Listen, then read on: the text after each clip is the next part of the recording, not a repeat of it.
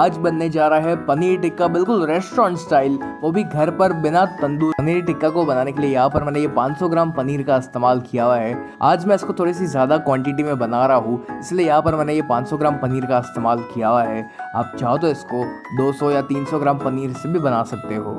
सबसे पहले इस पनीर को हमें क्यूब्स में कट करना है। आजकल मार्केट में नकली पनीर काफ़ी मिलने लगा है, तो बेहतर यही होगा कि आप घर पर पनीर बनाएं और उससे पनीर टिक्का बनाएं। तो अगर आपको ये जानना हो कि घर पर पनीर कैसे बनाया जाता है तो आप मुझे कमेंट्स में ज़रूर लिख कर बताइएगा, मैं उसकी भी रेसिपी आपके साथ ज़रूर शेयर करूँगा। तो पहले हमें यहाँ पर क्या करना है कि इस पनीर को हम क्यूब्स में कट करेंगे। अब एक इम्पॉर्टेंट टिप मैं आपके साथ यहाँ पर शेयर करने जा रहा हूँ कि ये जो क्यूब्स आप काट रहे हो, इसको आपको ना ही एकदम ही पतला काटना है और ना ही एकदम ही मोटा काटना है।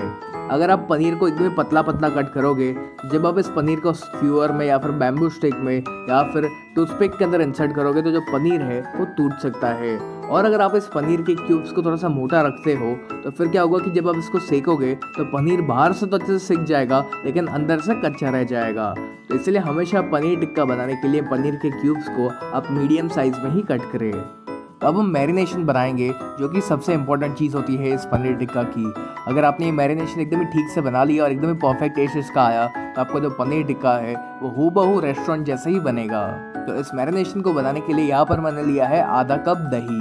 ध्यान रहे कि ये जो दही है इसमें पानी की मात्रा एकदम ही कम होनी चाहिए, या फिर आप चाहो तो यहाँ पर हंग कर्ड यानी कि टंगे हुए दही का भी इस्तेमाल कर सकते हो।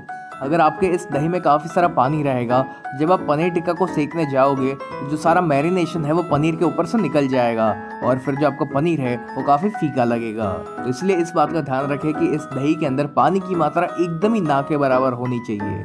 अब इसमें हम कुछ मसाला ऐड करेंगे। तो पहले मैं इसमें ऐड कर रहा हूँ 1 बड़ी चम्मच लाल मिर्च पाउडर। वैसे देखा जाए तो ये जो पनीर टिक्का ये उतना तीखा नहीं होता, तो ये मैंने कश्मीरी लाल मिर्च पाउडर का इस्तेमाल किया है ताकि ये उतना तीखा ना लगे और इसमें एक बढ़िया सा कलर आ सके। फिर हम इसमें ऐड करेंगे 1 छोटी चम्मच धनिया जीरा पाउडर यानी कि कोरिएंडर क्यूमिन पाउडर। फिर इसमें जाएगा 1 छोटी चम्मच गरम मसाला। ये मैंने घर का बनाया हुआ गरम मसाला यूज़ किया हुआ है।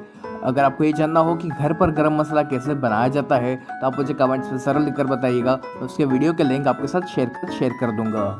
इसी के साथ हम इसमें ऐड करेंगे आधा छोटी चम्मच आमचूर पाउडर यानी कि ड्राई मैंगो पाउडर। फिर इसमें एक चटपटा फ्लेवर लाने के लिए मैं इसमें ऐड कर रहा हूँ 1/4 छोटी चम्मच जितना चाट मसाला। इस चाट मसाले को मैंने घर पर ही बनाया हुआ था और इसकी रेसिपी मैंने आपके साथ पहले भी शेयर की हुई है। अगर आपने वो वीडियो ना देखा हो तो आप कमेंट करके ज़रूर बताइएगा, मैं उसके वीडियो के लिंक आपके साथ शेयर कर दूंगा।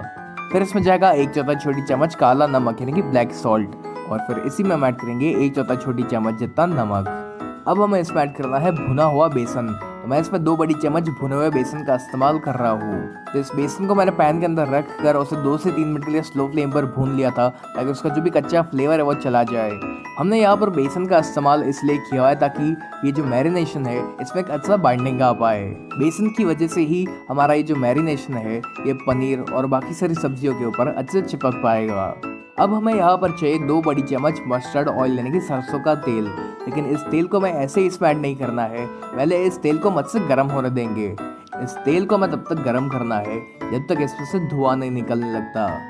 चलिए, जैसे कि आप देख पा रहे हो कि इस तेल में से काफ़ी बढ़िया सा धुआं आना शुरू हो चुका है, तो बस आप गैस को बंद कर दीजिए और इस तेल को हल्का सा ठंडा होने दीजिए और उसके बाद इस तेल को हम इस मैरिनेशन में ऐड करेंगे। अब मैं इसमें ऐड कर रहा हूँ आधा बड़ी चम्मच अदरक और लहसुन की पेस्ट और फिर बस इन सभी चीज़ों को हमें अच्छे से मिक्स करना है। तो देखा ना आपने कि इस मैरिनेशन को बनाना कितना आसान है। बस सही मात्रा में आप सही प्रकार के मसाला ऐड करोगे तो आपका भी जो पनीर टिक्का है वो एग्जैक्टली रेस्टोरेंट जैसा बनेगा। चलिए, जैसे कि आप देख पा रहे हो कि हमारा जो मैरिनेशन है ये बनकर रेडी हो चुका है और ये इस प्रकार से इस तरह से गाढ़ा होना चाहिए। अगर आपको लग रहा है कि आपका ये जो मैरिनेशन है ये काफ़ी पतला है तो आप इसमें थोड़ा सा और बेसन का यहाँ पर इस्तेमाल कर सकते हो। अब जो पनीर के हमने क्यूब्स काट कर रखे हुए थे वो हम इसके अंदर ऐड करेंगे और फिर इस पनीर को हमें इस मैरिनेशन में अच्छे से कवर करना है। एकदम ही हल्के हल्के हाथों से आप इस पनीर को इस मैरिनेशन से कोट करिएगा ताकि जो पनीर है वो टूट ना जाए। चलिए, जैसे कि आप देख पा रहे हो कि पनीर हर तरफ से अच्छे से कोट हो चुका है, तब अब इस पनीर को साइड पर निकाल लेंगे और फिर इसी मैरिनेशन के अंदर हम सब्जी ऐड करेंगे। तो सब्जियों में मैंने यहाँ पर लिए हुए 2 प्याज, जिसको मैंने इस तरह से बड़ा बड़ा चॉप करके रखा हुआ था और प्याज के साथ यहाँ पर मैंने लिया है शिमला मिर्च। मैंने 2 शिमला मिर्च का इस्तेमाल किया हुआ है। आप चाहो तो यहाँ पर लाल और पीले वाले शिमला मिर्च का भी इस्तेमाल कर सकते हो, और आप चाहो तो थोड़े से टमाटर का भी इस्तेमाल करोगे तो भी चलेगा। लेकिन अगर आप टमाटर का इस्तेमाल कर रहे हो तो सबसे इम्पोर्टेंट चीज़ ये है कि उसके जो बीज है और उसके जो अंदर का मिडल का पार्ट है, जहाँ पर मेन पानी का हिस्सा होता है, उसको आपको निकालना पड़ेगा, और सिर्फ जो टमाटर की बाहर की स्किन है उसी का यहाँ पर आपको इस्तेमाल करना पड़ेगा। और जब ये सारी चीज़ें एक बार अच्छे मैरिनेट हो जाए तब हम इसको आधे घंटे के लिए ऐसे ही साइड पर रखना है, ताकि जो मैरिनेशन है ये इसके ऊपर अच्छे से सेट हो जाए। इसको आपको फ्रिज के अंदर नहीं रखना है। अगर आप इसको फ्रिज के अंदर रखोगे तो ये जो पनीर है ये अंदर से हार्ड होने लगेगा। जब तक ये अच्छे से सेट होता है तब तक हम पनीर टिक्का की जो चटनी होती है वो बनाएंगे। तो इस चटनी को बनाने के लिए यहाँ पर मैंने लिया है 1 कप धनिया। इस चटनी को बनाने के लिए धनिया के साथ साथ उसका ये जो डंठल होता है उसका भी हमें यहाँ पर इस्तेमाल करना है। फिर मैंने यहाँ पर लिया हुआ है आधा कप मिंट यानी कि पुदीना। अब इसमें एक तीखापन लाने के लिए इसमें जाएगी 2 से 3 हरे मिर्च। फिर एक चटपटा फ्लेवर लाने के लिए हम इसमें ऐड करेंगे 1/4 छोटी चम्मच चाट मसाला, और अब मैं इसमें ऐड कर रहा हूँ 1/4 छोटी चम्मच भुना हुआ जीरा का पाउडर यानी कि रोस्टेड क्यूमिन पाउडर, और फिर इसमें जाएगा 1/4 छोटी चम्मच नमक। और अभी मैंने आधा नींबू का इस्तेमाल किया है जिसका जूस हम इसमें ऐड करेंगे।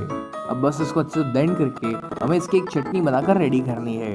इस चटनी को ब्लेंड करने के लिए आप चाहो तो थोड़े से पानी का यहाँ पर इस्तेमाल कर सकते हो। चलिए, जैसे कि आप देख पा रहे हो कि ये जो धनिया पुदीने की चटनी है ये बनकर रेडी हो चुकी है। तब इस चटनी में से हम और 2 प्रकार की चटनी और डिप बनाएंगे। इसको बनाने के लिए यहाँ पर मैंने लिया है 1/4 कप दही, और अब जो हमने चटनी बनाकर रेडी की हुई थी वो हम इस दही के अंदर ऐड करेंगे, और बस दोनों को हमें एक बार अच्छे से मिक्स करना है। ये लीजिए, ये जो दही और पुदीने की चटनी है ये बनकर रेडी हो चुकी है।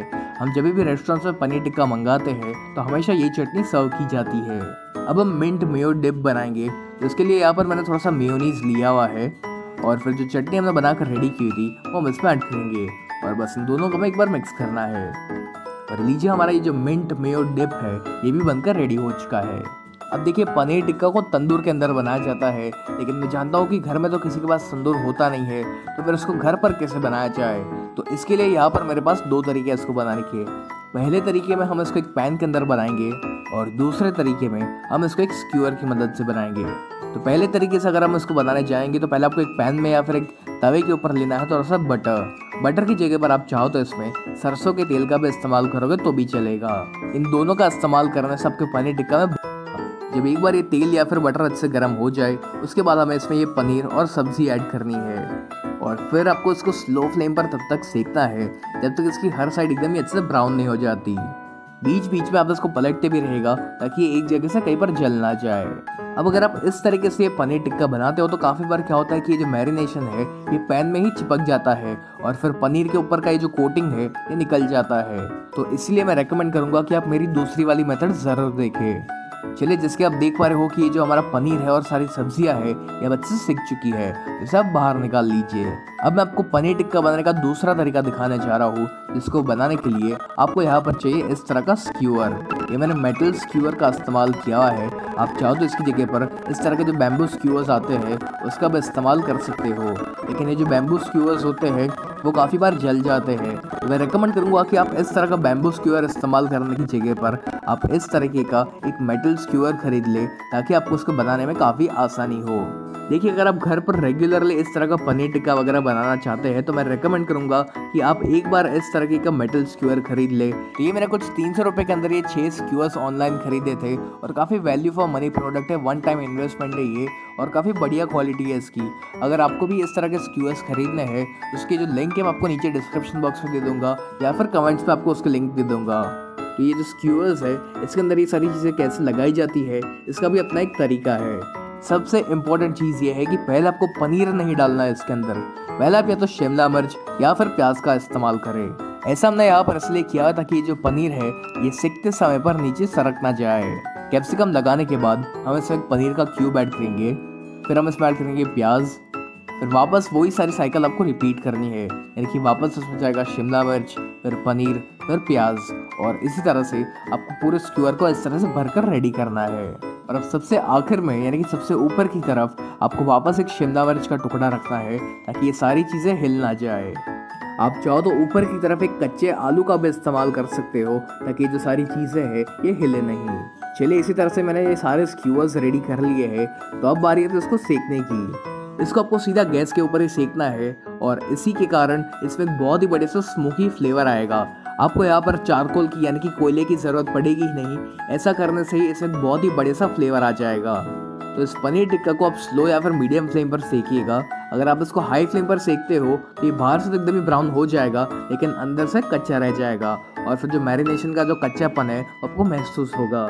ऐसा ना हो इसलिए इसको स्लो या फिर मीडियम फ्लेम पर ही सेके और इसको आप लगातार पलटते भी रहिएगा। अगर आपको पनीर टिक्का का सबसे बेस्ट फ्लेवर चाहिए तो ये जो पनीर है और जो सारी सब्जियां है इसको आप ऑलमोस्ट जला दो, यानी कि जब तक एकदम ही काली काली नहीं हो जाती तब तक आप इसको पकाते रहिएगा। फ्रेंकली स्पीकिंग मुझे तो इसी तरह का पनीर टिक्का पसंद है क्योंकि वो जो जला हुआ पार्ट है उसका बहुत ही बढ़िया सा स्मोकी फ्लेवर आता है इसमें। जब ये पनीर टिक्का ऑलमोस्ट सेक जाए यानी कि इस तरह की ब्लैक स्पॉट जिसके ऊपर आ जाए तब आपको सबसे आखिर में इसमें थोड़ा सा बटर अप्लाई करना है। बटर ऐड करने से इसमें बहुत ही बढ़िया सी शाइन तो आएगी ही, साथ ही साथ इसका जो फ्लेवर है वो काफ़ी बढ़िया आएगा। तो लीजिए हमारा एकदम ही ज़बरदस्त पनीर टिक्का बनकर रेडी हो चुका है, वो भी बिना तंदूर के।